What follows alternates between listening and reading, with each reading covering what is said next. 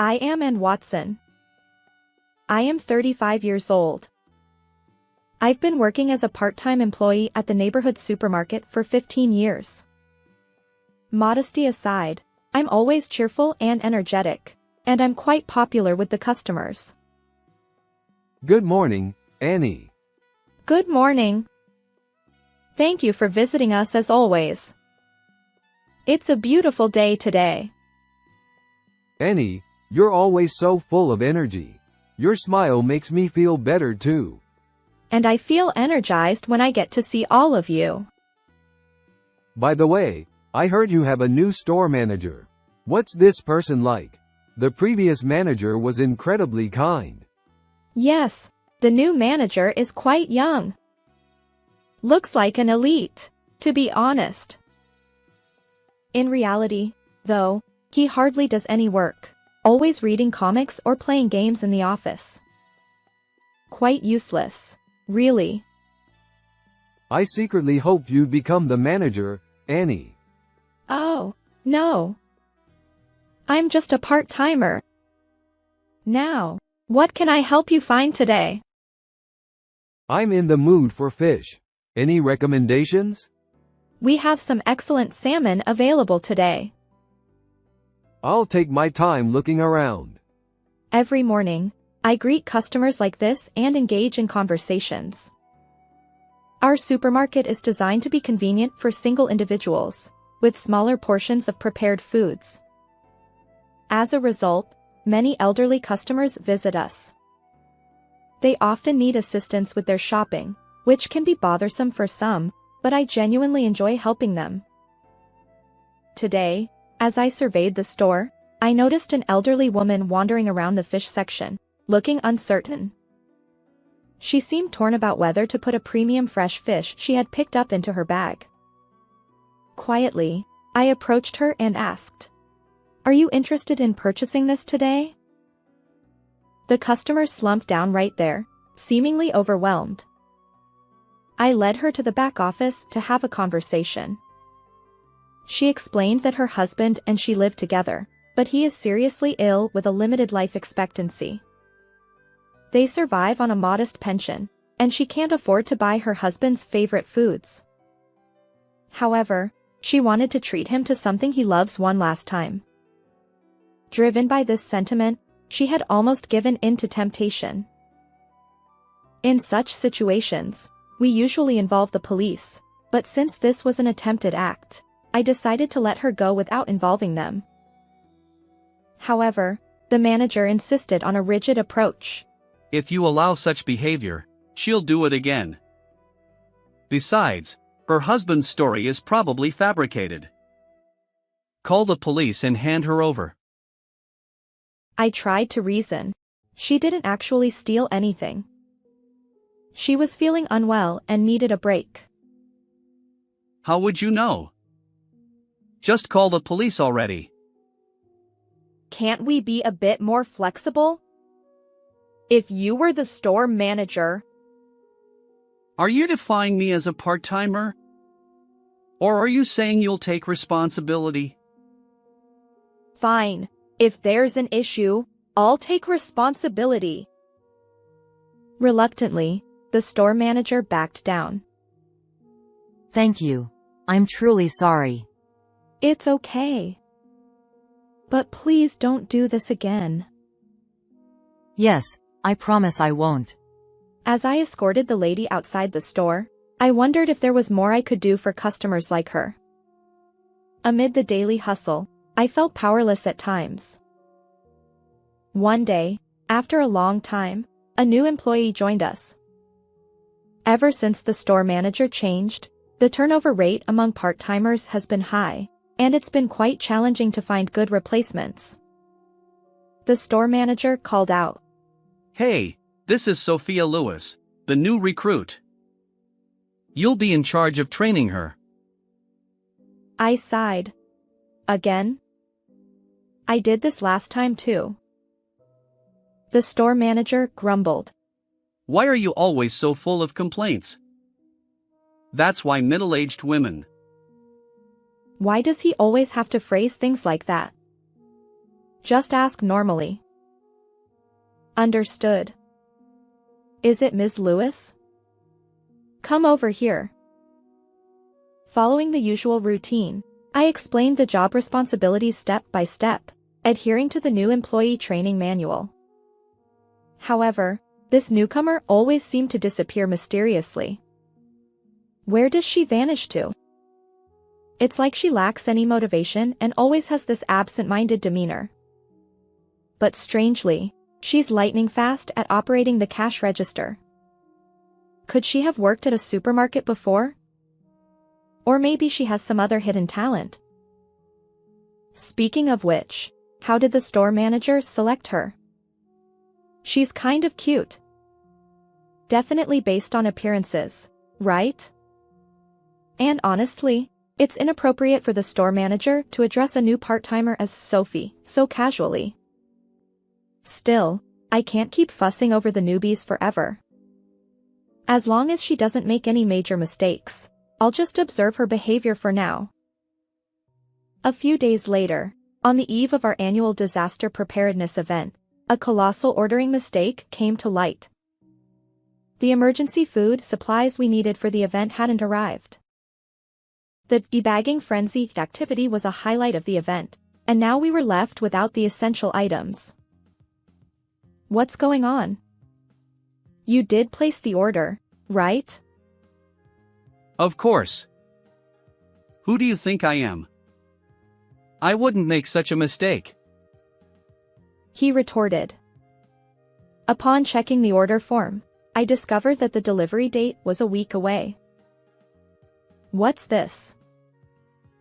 I pressed. He snapped back. Quit bothering me. It's not my fault. You're the one who sent the order. You should have double-checked. What are you saying? Weren't you the one who told part-timers to stay out of it?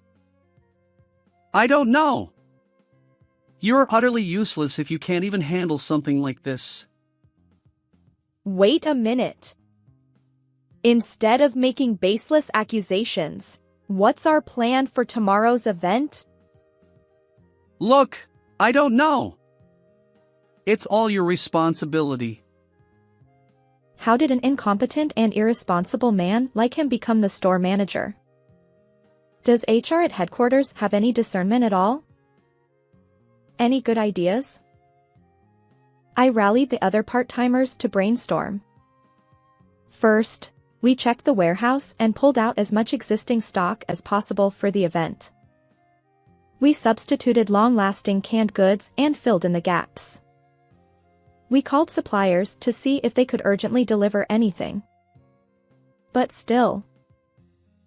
What do we do? We're still short.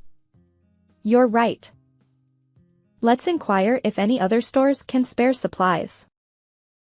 However, given that this disaster preparedness event was happening across multiple stores, there might not be enough to share. Still, I kept calling nearby stores, checking their inventory. Gradually, shipments started arriving from various places, but it was a struggle to get everything we needed. Just when we were feeling disheartened at closing time, unexpectedly, the headquarters truck arrived with the much-awaited stock. Wait, why is it coming from headquarters? I asked the driver. Even when I inquired with the driver, I don't know. I was just told to deliver it. Handling communication with headquarters is a task reserved for the store manager, yet there's no trace of any interaction with headquarters. Could someone else have connections there? Is this enough? Thank you. I believe this should suffice. You've been a tremendous help. The driver's smile brightened as we finished unloading. Now, everyone, I apologize for keeping you late, but let's do our best for the customers who are eagerly anticipating this.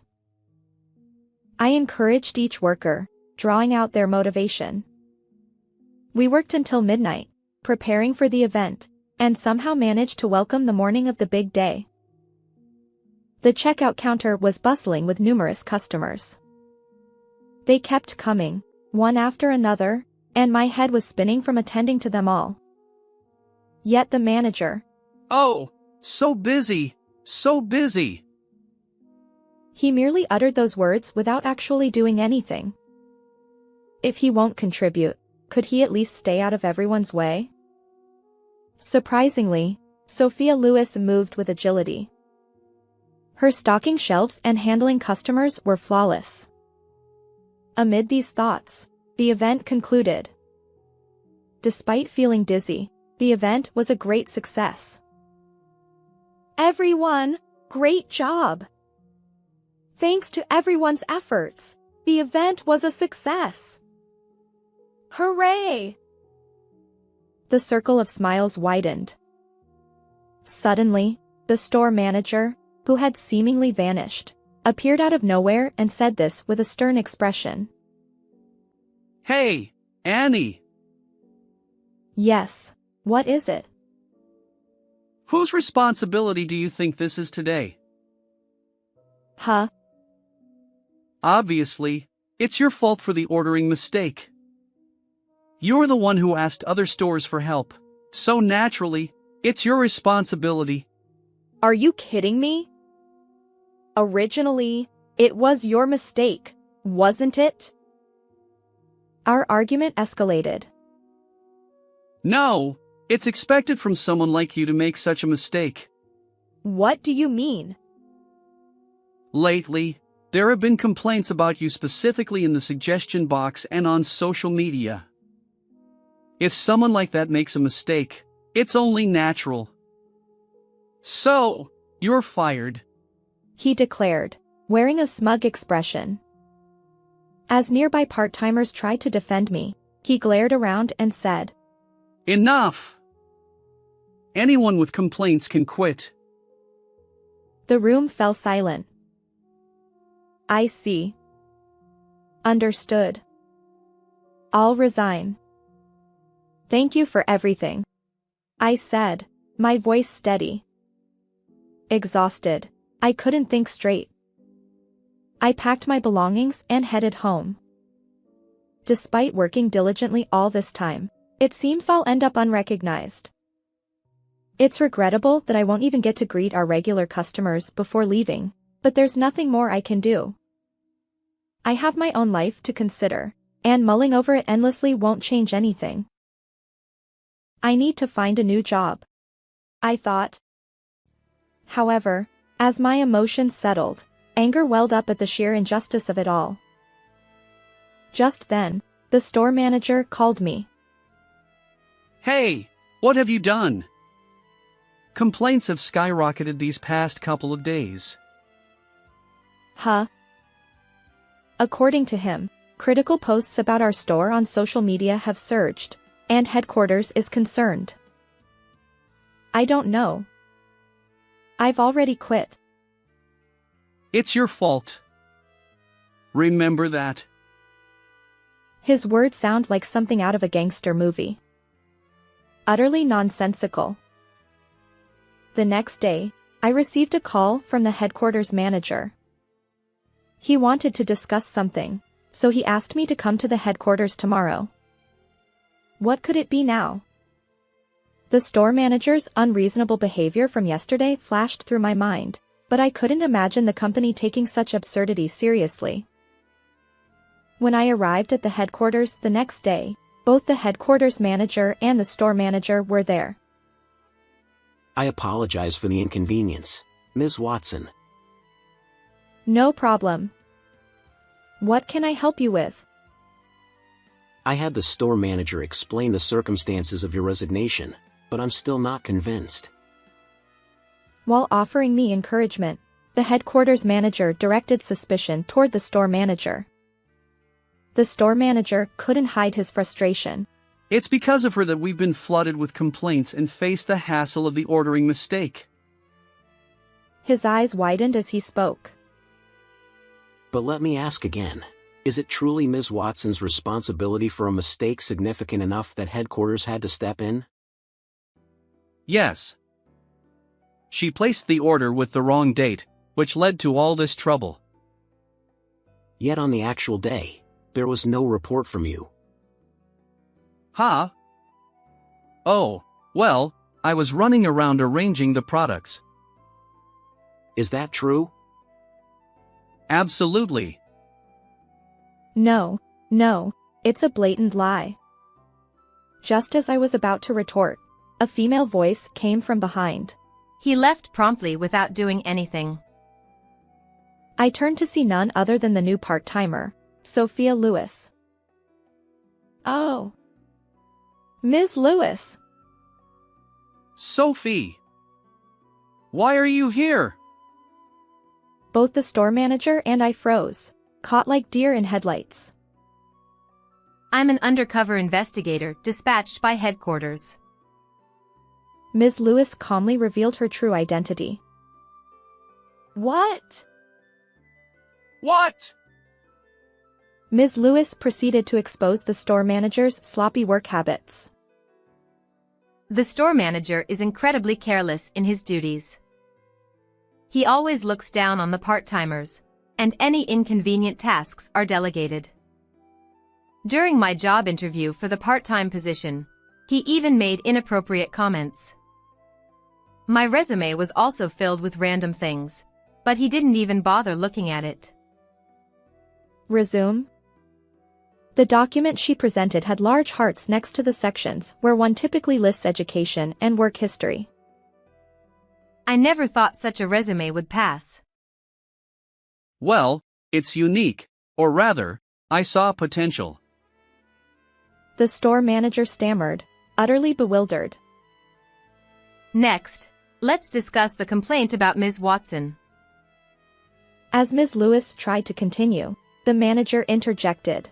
Yes, that's right. We've received numerous complaints about her from customers. He held up a paper with printed complaints. That Watson is arrogant and unbearable, that curly-haired Watson is the worst, Watson, that jerk, has a terrible attitude. As long as he's here, I won't come back to this store.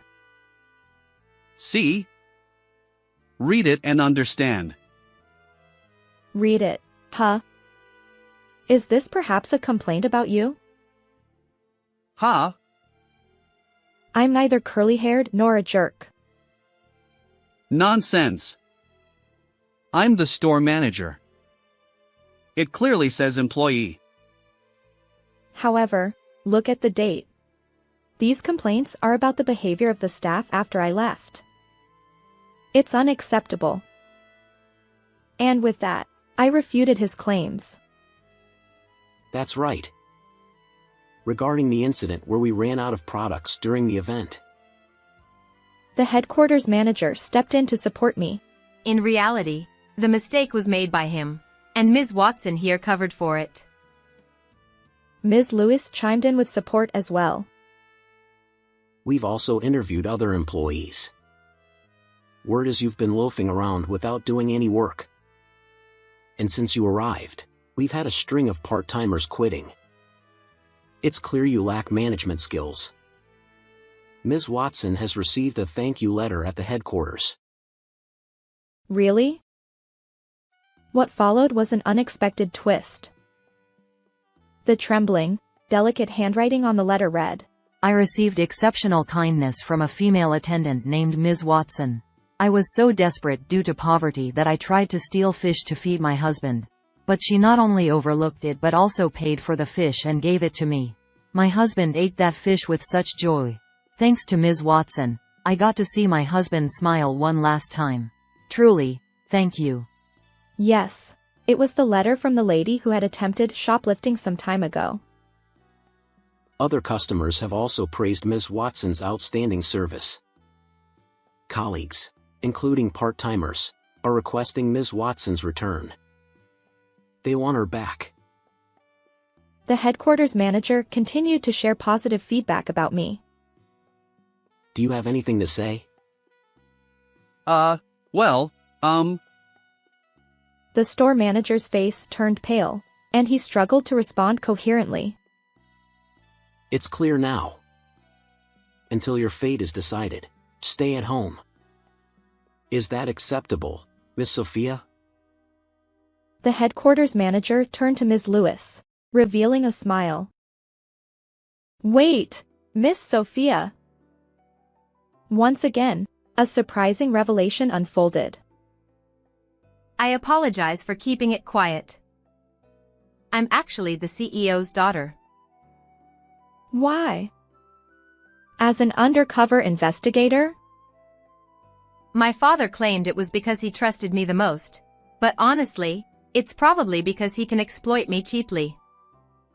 By the way, I lied about my age on my resume. I'm the same age as you, Ms. Watson. Wait, what? How is this even possible? I was speechless. And to think, I had also requested support from headquarters during the event planning. Truly fitting for the CEO's daughter. But goodness, she's incredibly young. Next time, I'll ask her about anti-aging secrets. Random, nonsensical thoughts raced through my mind. Now, let's get to the point.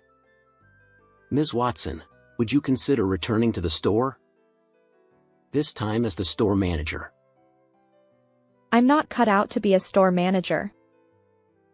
No, your attentiveness to customers, your ability to guide new employees, and most importantly, your popularity, all of it makes you the perfect candidate. We sincerely hope you'll accept. The headquarters manager's resolute words made me reflect on the karma of my efforts. Good morning. The weather is lovely today. Good morning, Annie. Oh, wait, I should call you manager. What are you talking about? Just keep calling me by my name as usual. Nothing has changed for me. Yes, I returned to the store as the store manager. But fear not, I plan to continue interacting with customers in my own way. By the way, that previous store manager shared my last name, Watson. The complaints directed at Watson were indeed aimed at the former store manager. I used to resent the trouble I faced due to our shared name. However, as it turned out, the previous manager's laziness and misdeeds caught up with them, leading to his dismissal. Meanwhile, I unexpectedly rose to the position of store manager. The Watson connection no longer bothers me. Since then, Miss Sophia, whom I've grown quite close to, graduated from her undercover investigator role and now works alongside me at the same supermarket. Perhaps one day, I'll ask her about her coveted anti-aging secrets. How did you find this story? And don't forget to subscribe to the channel. Until next time in our next video.